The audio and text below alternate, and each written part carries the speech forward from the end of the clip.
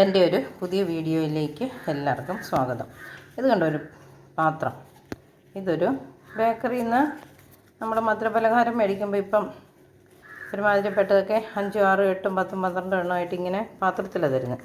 അപ്പോൾ ഈ പാത്രം കൊണ്ട് നമുക്ക് പ്രത്യേകിച്ച് ഉപകാരമൊന്നുമില്ല. പക്ഷേ നമുക്ക് ഇതിനെ ഒരു പ്രാവശ്യം കൂടെയൊക്കെ എവിടെയെങ്കിലും റീയൂസ് ചെയ്യാം. കാരണം നമ്മൾ ഈ യാത്രയൊക്കെ പോകുമ്പം ഇതുപോലെയുള്ള പാത്രത്തിൽ ഇങ്ങനെ വാഴയ്ക്കൊക്കെ എടുത്ത് വെച്ചിട്ട് അടച്ചുകൊണ്ട് പോവുകയാണെങ്കിൽ എല്ലാവരും ഇപ്പോൾ യാത്രയൊക്കെ പോകുന്നവരാണല്ലോ. അപ്പം നമ്മുടെ വാഴയ്ക്ക് അങ്ങോട്ട് ചതഞ്ഞ് പെറുക്കി തൊണ്ടിൻ്റെ തൊലിയുടെ കളറൊന്നും മാറിപ്പോകാതെയൊക്കെ ഇരിക്കും. ഇതിൻ്റെ മുകളിൽ ഒരു കിച്ചൺ ടവലിൻ്റെ കഷ്ണം കൂടി ഇട്ടാൽ നമ്മളിത് കഴിക്കുമ്പം നമുക്ക് എന്തെങ്കിലും കയ്യെ പറ്റിയാലോ. പിന്നെ കേട്ടോ, ഇതിങ്ങനെ നമ്മുടെ ബാഗിലങ്ങ് വെച്ചാൽ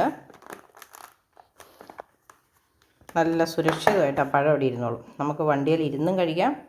എവിടെയെങ്കിലും ഫുഡ് കഴിക്കുന്ന സ്ഥലം ഉണ്ടെങ്കിൽ എല്ലാവരും ഫുഡ് കഴിക്കുമ്പം അന്നേരവും കഴിക്കാം. ഇതിപ്പോൾ ഞാൻ ടേസ്റ്റ് ആൻഡ് പിക്കിൻ്റെ പാത്രം എടുത്തിരിക്കുന്ന അതിൻ്റെ ഇതൊന്നും പറഞ്ഞിട്ടില്ല. അവരുടെ പരസ്യമൊന്നും അല്ല കേട്ടോ.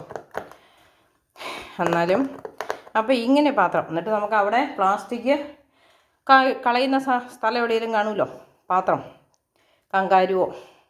അപ്പം നമ്മൾ ഉപയോഗം കഴിഞ്ഞിട്ട് ഇത് ഏതാണ്ട് നമുക്ക് റീയൂസ് ചെയ്യാൻ കൊള്ളില്ല. അപ്പം ഇതിനകത്ത് കൊണ്ടുപോയിട്ട് ഇതവിടെ കങ്കാരുവിനകത്ത് കളഞ്ഞേച്ച് പോരുവാണെങ്കിൽ നമുക്ക് തിരിച്ചു പോരുമ്പം ലഗേജ് കുറവുമായിരിക്കും.